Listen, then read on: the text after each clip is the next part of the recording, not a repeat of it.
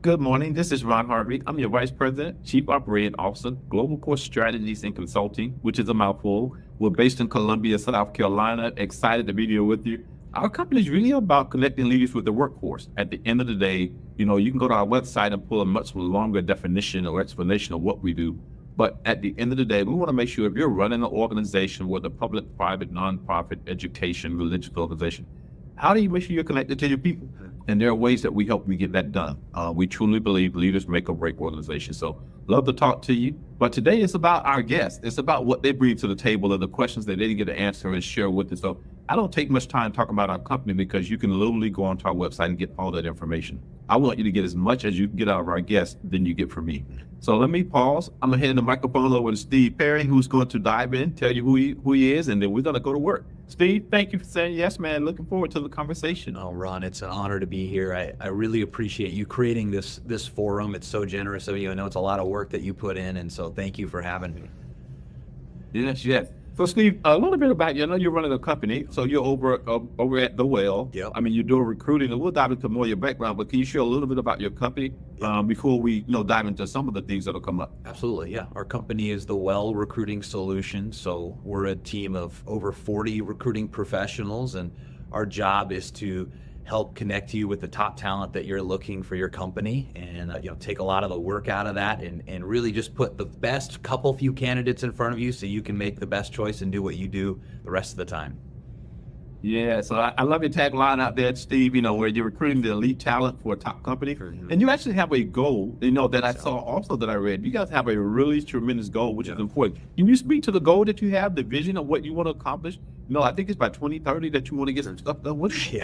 Yeah, absolutely. Yeah. So by 2030, our goal is to have 100,000 people placed in their ideal career. And really that stems from a lot of research. A lot of people spend a lot of time unhappy in their career. And think about it, right? You're spending 40, 50, 60 hours doing it, let alone thinking about it per week.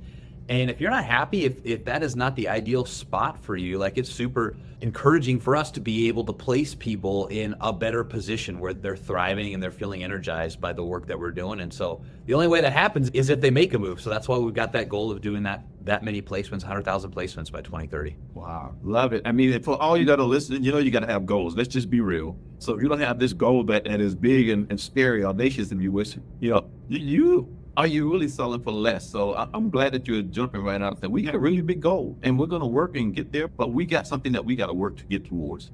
You started really young. You look at your pie, you started at 15, you paid your way through school, and I want to lean into that a little bit because, that couldn't have been easy, and it's never easy to be successful. Can you speak to some of that journey of starting young and what got you inspired? Yeah, so I was blessed to be raised in an amazing household. My mom and dad have been married for 40 years now. And me and my younger sister, my mom stayed home raising us. My dad went to the U.S. Naval Academy, and in civilian sector he worked in human resources. And he never really had big career aspirations. So he was just an amazing contributor.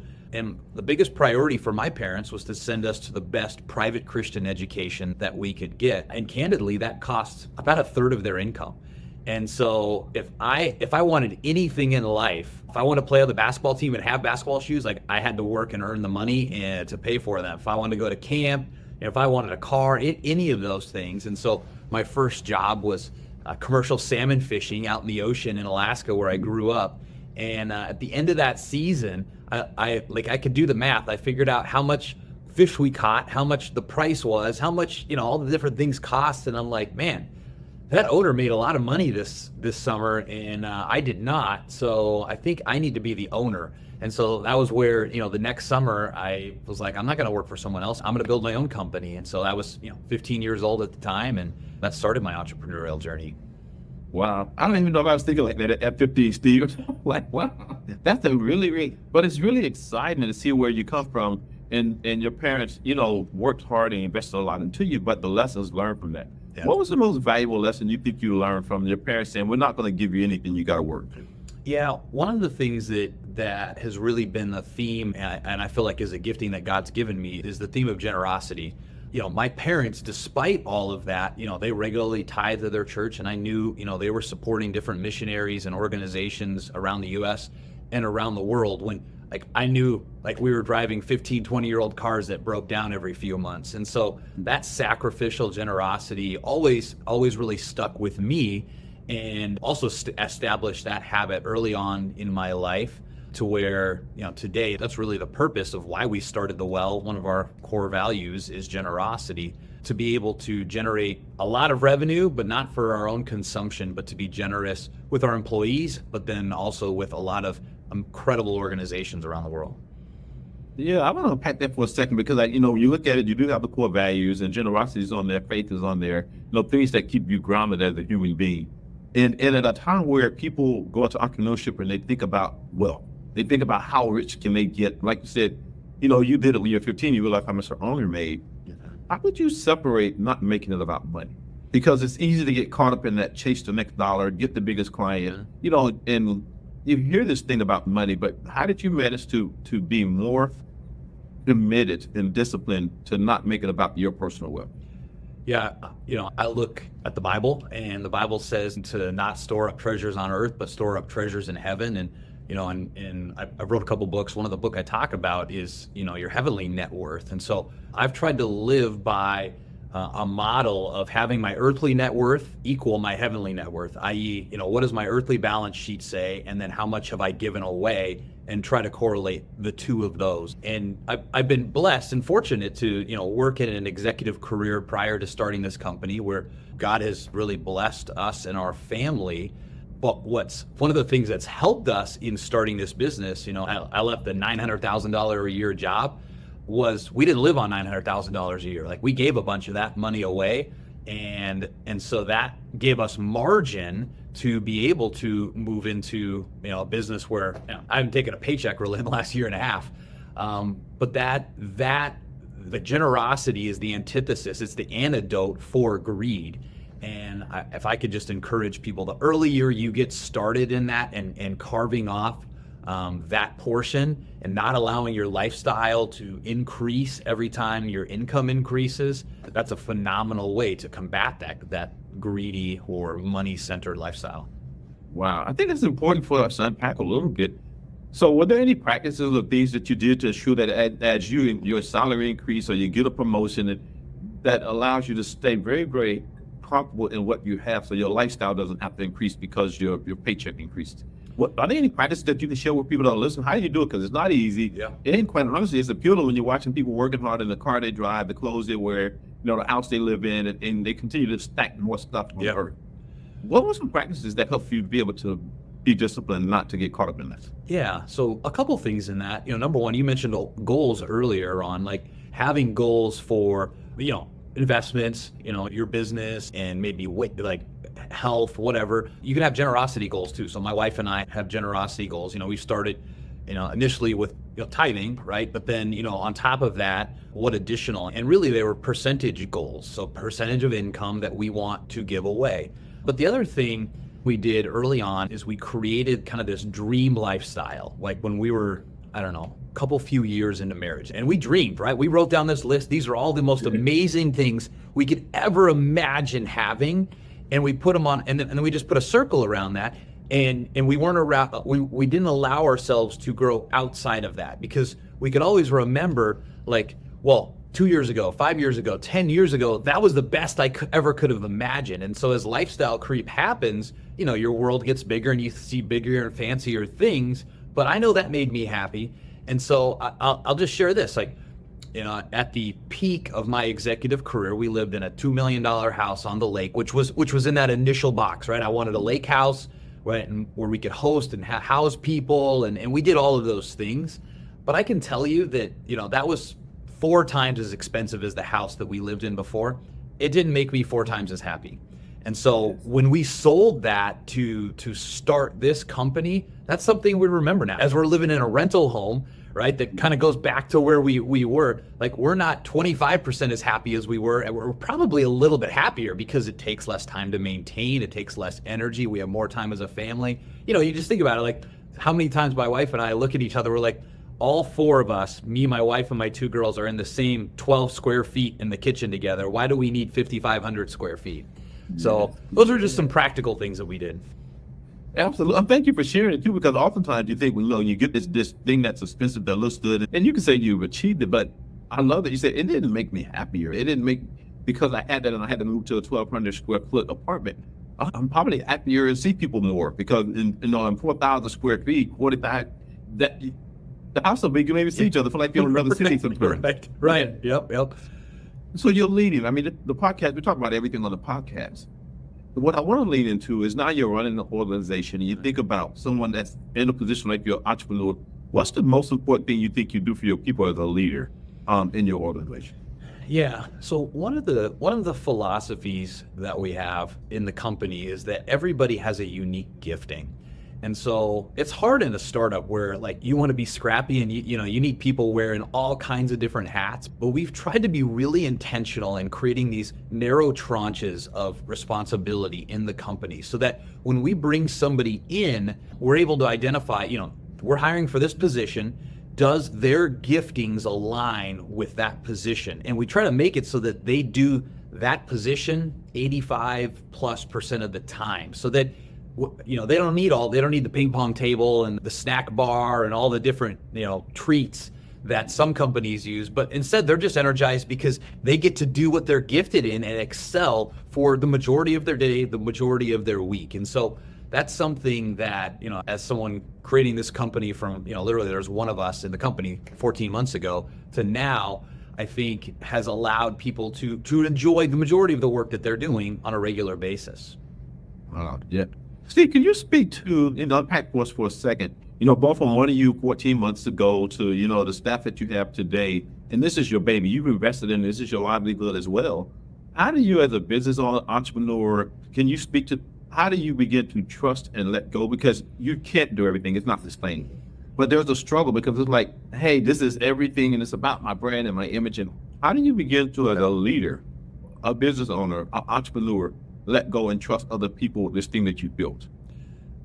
Phenomenal question. So that was actually one of the reasons why I knew I had to leave my corporate entrepreneurial executive position is because the requirement was I did all of these things. And I was like, no, this should be delegated to this person. This person's gifted here. But the expectation was I did it.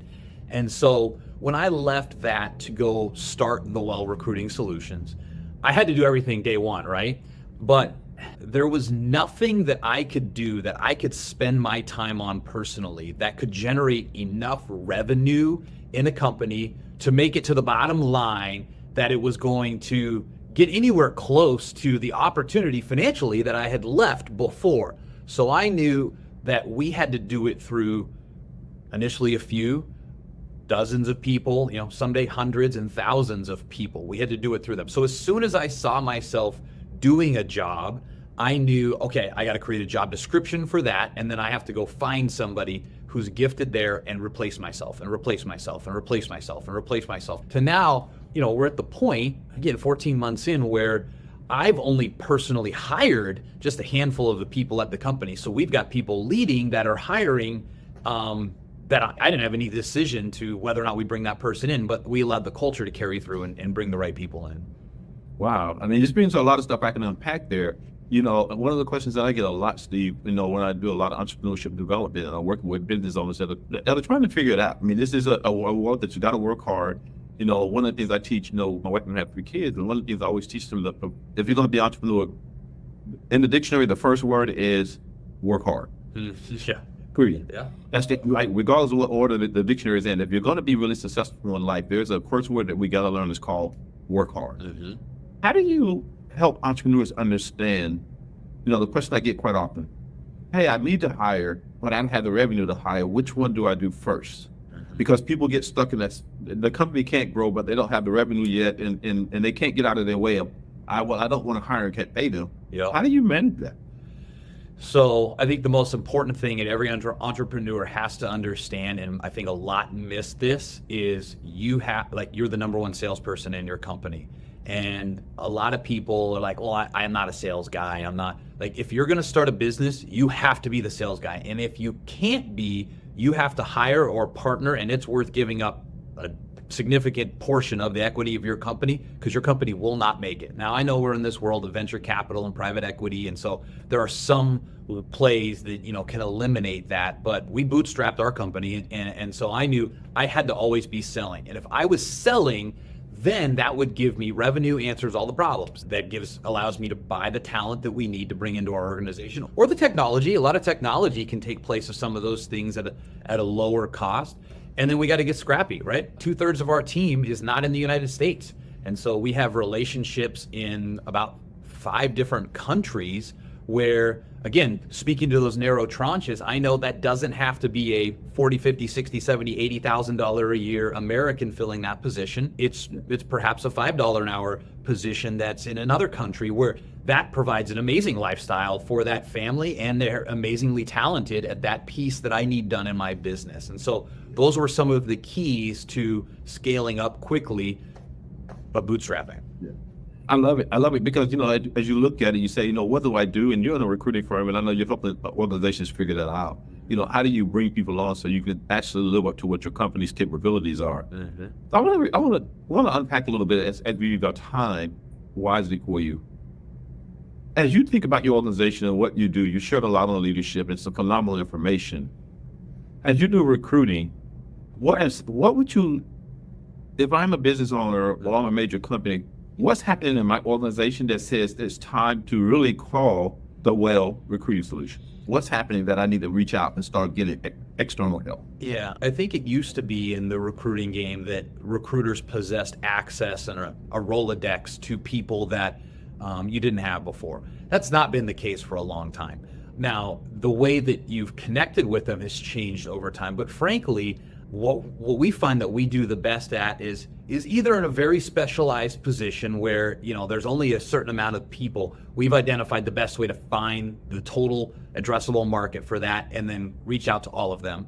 But more so what we're seeing is just a flood of information, right? So as these apps and AI technologies exist for somebody going out and applying for a job where they can say, here's my resume. Now I want to apply for any job that looks like this. It automatically goes to all the jobs that equal that. It retypes the resume. It automatically does an application. And all of a sudden these companies are getting hundreds of applications that they're paying somebody salary, benefits, bonus, vacation, longevity, like $150,000 a year to filter through applications. That's where our benefit comes in, is we're able to do that instantly with some of the technology and resources that we have. We're able to get down to the best few people and then hand it over to the big company that does have an internal recruiting team to pick the best couple people, and then they can spend time onboarding and coaching and developing those high talented people into their organization. So all that to say, our job is to get people to the decision makers as quickly as possible and eliminate the bulk of the time that they're spending trying to find ideal talent. I love it. So Steve, if someone's interested and want to follow with you for 2 things: one, to really solicit your services, but 2, they want to bring you on, because I think you're in the right market at the right time. For recruiting is really, really tough, and there's a lot of money invested. How do people reach you? What's the best way to contact you and follow up and bring you either on another podcast or to use your services? Yeah, so I'm super active on LinkedIn. So Steve Perry, the Well Recruiting Solution, so they can find me. But then I wouldn't even send you to our company website, hirethewell.com. I've got a fun little 10 unique interview questions to make sure you got the right person coming into your team. So a little giveaway there. If you go to hirethewell.com, and you can download that, and then obviously reach out to us on there too.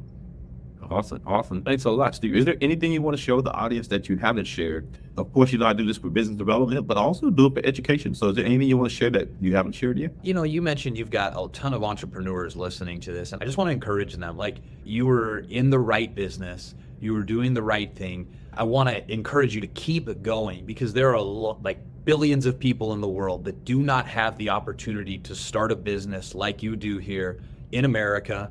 And just don't quit, keep going. It's worth it. Coming from a guy that, several times did not know how he was going to make payroll on Friday, it's worth it. Just keep going. Yes. Yeah. It is scary, but it's worth it, Steve. Steve, thanks a lot. I mean, we come on, we do this really fast, and people listen to the entire podcast. If you're listening, Steve is getting you information. LinkedIn is what I use as well. But go to thewellrecruiting.com and then figure out, and he gave you information for his LinkedIn, how to get to some free stuff. And at Global Core, we're excited to just add value. If you want to find out more about us, go to our website. Love for you to reach out to us. But today, it's really about giving you stuff that you can really use. Hopefully you heard something about recruiting or hiring or making tough decisions, and don't give up. Our goal is to inspire you, to motivate you, let you know that it's possible. Just keep doing it and put people around you, because you're not good enough to do it by yourself. Yeah. Nobody is. Haven't met that person yet. Yeah. So give a team around you, have fun with it, and enjoy. And until next time, Steve and I will sign off until you keep following us on Unpacked with Ron Harvey. You guys have a wonderful day, and we look forward to you joining us again.